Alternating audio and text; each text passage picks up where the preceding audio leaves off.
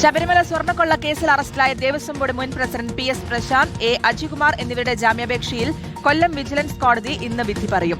സ്വർണം ഏറ്റെടുത്തതിലും വ്യാജരേഖ ചമച്ചതിലും ഇരുവർക്കും പങ്കുണ്ടെന്ന് പ്രോസിക്യൂഷൻ കോടതിയിൽ വ്യക്തമാക്കിയിരുന്നു. എന്നാൽ ഗൂഢാലോചന നടന്നിട്ടില്ലെന്നും തങ്ങൾക്ക് ആരോഗ്യ പ്രശ്നങ്ങളുണ്ടെന്നുമാണ് പ്രതിഭാഗത്തിന്റെ വാദം. MG പ്രതീഷ് വിവരങ്ങൾ നൽകും. പ്രതീഷ്, എന്തായാലും ശക്തമായ വാദവുമായാണ് പ്രോസിക്യൂഷൻ കോടതിയിൽ എത്തിയിരിക്കുന്നത്. ജാമ്യം ലഭിക്കാനുള്ള സാധ്യത എത്രത്തോളമാണ്?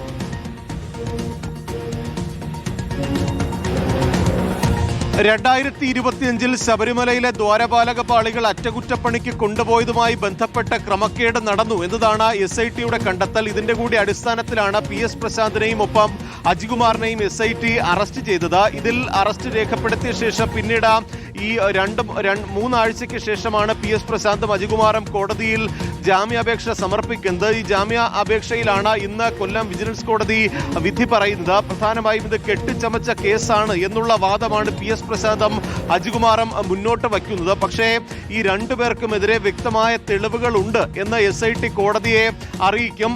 പ്രധാനമായും ഈ ഗൂഢാലോചന, വ്യാജരേഖ ചമയ്ക്കൽ ഉൾപ്പെടെയുള്ള കുറ്റങ്ങളാണ് പ്രതികൾക്കെതിരെ SIT ചുമത്തിയിരിക്കുന്നത്. കൃത്യമായി ഉണ്ണികൃഷ്ണൻ പോറ്റിയുമായി ഗൂഢാലോചന നടത്തിയ ശേഷമാണ് 2025 ദ്വാരപാലക പാളികൾ അറ്റകുറ്റപ്പണിക്കായി ചെന്നൈയിൽ കൊണ്ടുപോയത്. ഇതിൽ കൃത്യമായി ക്രമക്കേടുകൾ നടന്നിട്ടുണ്ട്, ഒപ്പം അധികാര ദുർവിനിയോഗം ഉൾപ്പെടെ നടന്നിട്ടുണ്ട് എന്നുള്ള വാദമാണ് പ്രധാനമായും അന്വേഷണ സംഘം ചൂണ്ടിക്കാണിക്കുന്ന കാര്യം. പക്ഷേ ഈ ജാമ്യം ലഭിക്കാനായി PS പ്രശാന്തും അജികുമാറും മുന്നോട്ട് വയ്ക്കുന്ന കാര്യങ്ങൾ, ഇതിൽ ഒരു രാഷ്ട്രീയപരമായ ഇടപെടൽ ഉണ്ടായിട്ടുണ്ട്. കാരണം ഈ കേസുമായി ബന്ധപ്പെട്ട 2 പേരെയാണ് നിലവിൽ അറസ്റ്റ് ചെയ്തിട്ടുള്ളത്. ബാക്കി 7ഓളം പേരെ പ്രതി ചേർക്കുമെന്ന് SIT അറിയിച്ചിരുന്നെങ്കിലും തങ്ങൾ 2 പേരിൽ മാത്രമായി അറസ്റ്റ് ചുരുങ്ങി. അതിന് പിന്നിൽ ഒരു രാഷ്ട്രീയ നീക്കമുണ്ട് എന്നുള്ള വാദമാണ് പ്രധാനമായും SIT മുന്നോട്ട് വയ്ക്കുന്നത്. ഒപ്പം തന്നെ ആരോഗ്യ പ്രശ്നങ്ങൾ ഉണ്ട് എന്നുള്ള വാദവും കോടതിയിൽ ചൂണ്ടിക്കാണിക്കും. എന്തായാലും ഈ സമാന സാഹചര്യങ്ങൾ പരിശോധിക്കുമ്പോൾ സാധാരണഗതിയിൽ പ്രതികൾ നൽകുന്ന ജാമ്യ അപേക്ഷ തള്ളുകയാണ് വിജിലൻസ് കോടതി ചെയ്യാറുള്ളത്. എന്തായാലും